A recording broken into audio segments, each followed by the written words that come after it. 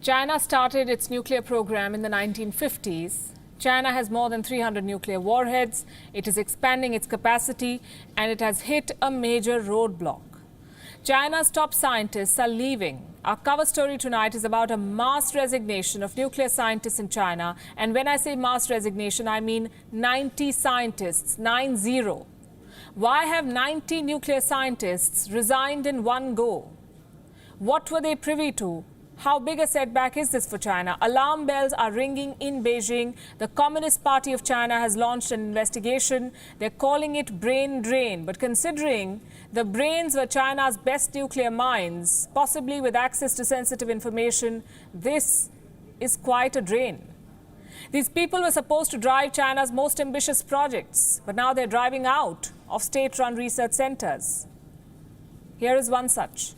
In China's eastern city of Hefei, the Institute of Nuclear Energy Safety Technology, or INEST, an otherwise unassuming building, it is now in the headlines. This is the institute that has lost 90 scientists in one go. They no longer wish to work here, and the Communist Party is not happy about their decision. The rest of the world is curious about this. What happened? What caused the exodus? These are the questions doing the rounds. And to understand that, we must first know more about the institute. It is part of the Hefei Institutes of Physical Science. This is under the state-run Chinese Academy of Sciences, which is China's top research body. INEST specializes in advanced nuclear energy and safety technology. It participates in more than 200 national and international projects.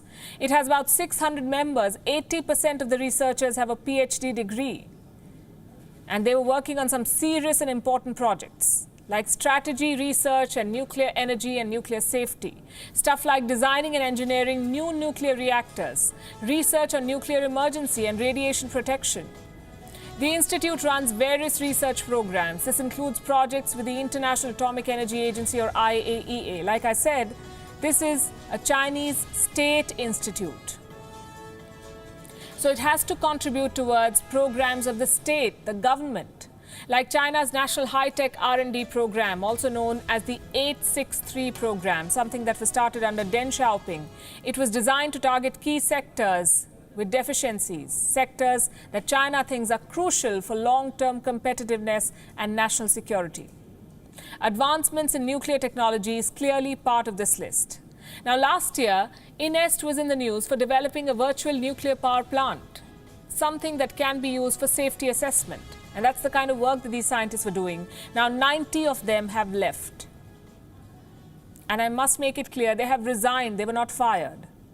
Their action has fired up many conspiracies and theories, and we won't dwell on the ones that talk about bad bosses or poor facilities. Some serious systemic issues have come to light. Number one, in June, INEST employees clashed with the staff of their parent institute. Reports say they fought over who gets to control access to their facilities. Number two, the institute was unable to get big projects due to lack of funding. That's the second theory.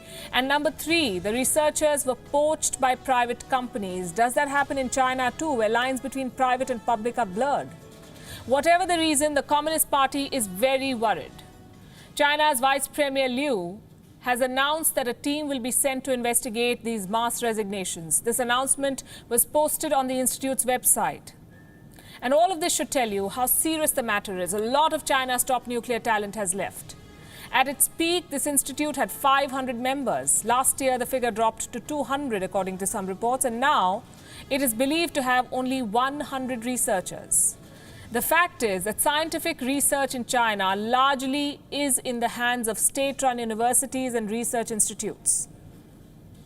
They're controlled by Beijing, they're managed by the Communist Party of China, and that is where the problem lies.